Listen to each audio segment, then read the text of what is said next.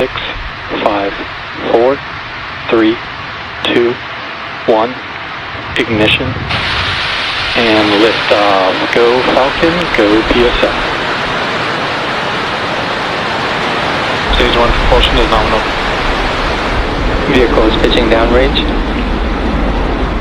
Peluncuran satelit Republik Indonesia 1, atau disingkat Satria-1, menggunakan roket Falcon 9, dari perusahaan SpaceX, milik Elon Musk yang berada di Cape Canaveral, Florida, Amerika Serikat. Satria-1 diterbangkan pada hari Senin, tanggal 19 Juni tahun 2023, jam 5:22 waktu Indonesia Barat, dan akan menempati slot orbitnya di posisi 146 derajat bujur timur di atas Papua. We are seeing the greatest difference in dynamic pressure, which is increasing with the rocket's speed, and ambient static pressure, which is decreasing as we move up through the Earth's atmosphere. Vehicle is supersonic. With that call out, we know that Falcon 9 is moving faster than the speed of sound.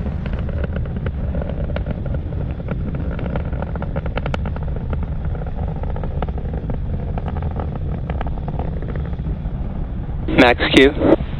With confirmation that we've passed through Max Q, we have 3 events coming up in quick succession, starting with main engine cutoff, stage separation, SES-1, or second engine start 1. Main engine cutoff, or MECO for short, is where all 9 Merlin 1D engines will shut off to slow down the vehicle in preparation for the next event, stage separation, or stage sep for short. That's where the first stage booster will separate from the second stage.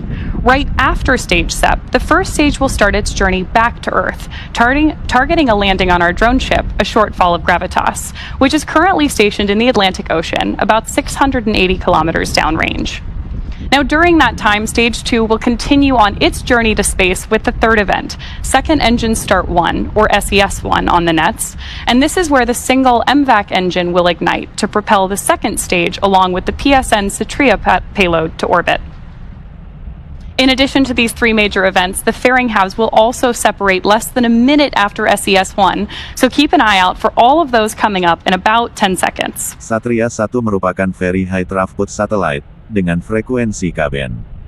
Dia pakai platform Spacebus Neo dan punya kapasitas internet 150 Gbps, membuatnya menjadi satelit terbesar di Asia dan nomor 5 di dunia dari sisi kapasitas di atas 100 Gbps.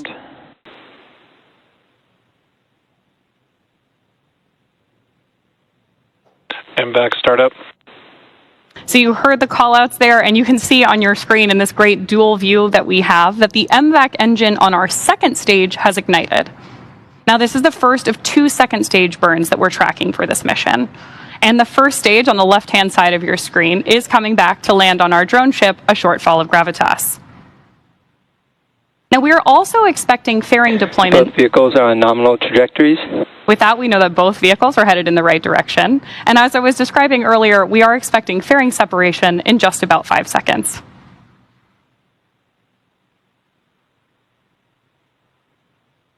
Fairing separation confirmed.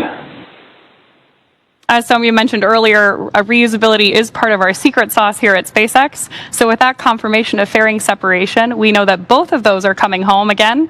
The first, or one of them is flying Acquisition of signal Bermuda for the 7th time and the other for its 9th.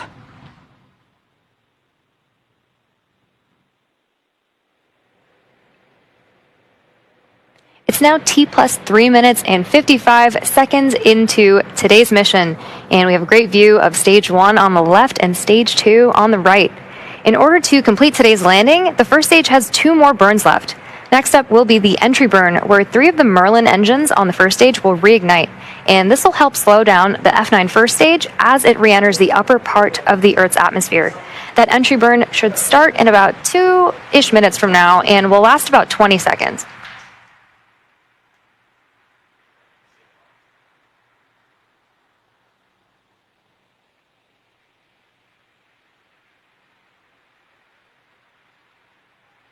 You can see 2 of the 4 hypersonic grid fins that are positioned near the base of the inner stage on the booster.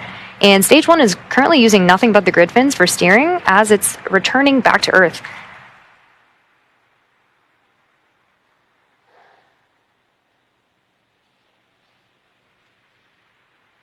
You can also see those little puffs of gas. Those are nitrogen gas bursts for attitude control, and they also help orient the rocket on its way back down.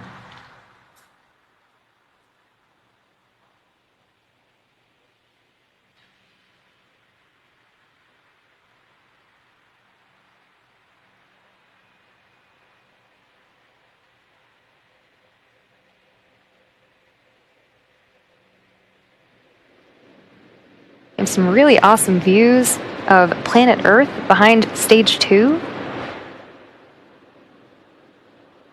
And again, that entry burn on the first stage coming up in about a minute.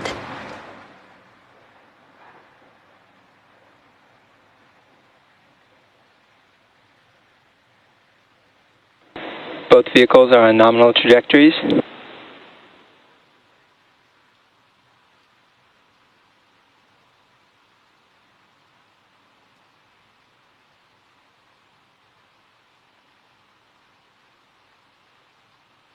Like I promised, we have great views of Earth behind MVAC and behind the first stage as it's coming back down to Earth.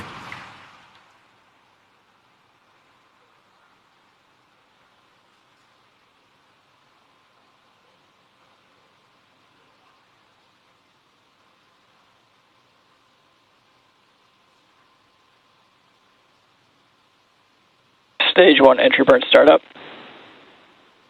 You can see that 3 of those engines have now relit engines 1, 5, and 9 for the entry burn. It's about 20 seconds for this burn.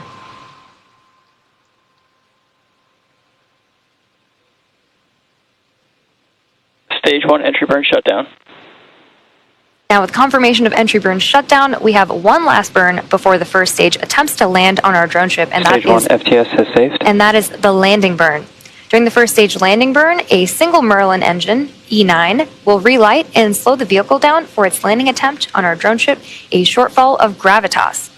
As a reminder, the booster supporting today's mission has now flown for its 12th time, having previously supported CRS-22, Crew 3 and Crew 4, Turksat 5B, CRS-25, Eutelsat Hotbird 13G, O3B mPOWER, and 4 Starlink missions.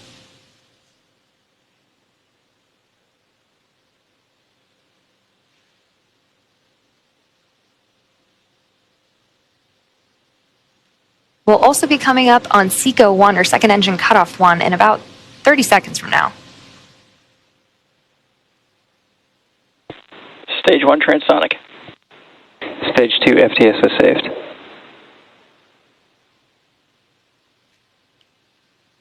can see that MVAC continuing to glow bright orange until SECO-1.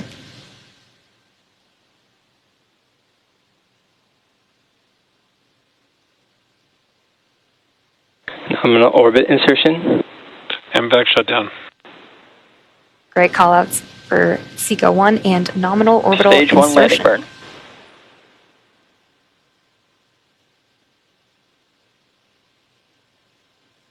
Expected loss of signal, Cape Canaveral. There's that view of landing burn. Stage 1 landing leg deploy.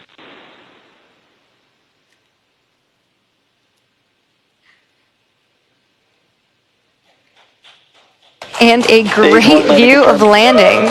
This landing marks the 12th successful landing for this particular booster and marks our 201st overall successful recovery of an orbital class rocket. In addition to landing with confirmation of successful second engine cutoff and good orbit, we are going into a coast phase up until the second relight of our MVAC engine on the second stage, which will be followed by payload deploy. Till then, sit tight and we'll see you back here at the T plus 27 minute mark.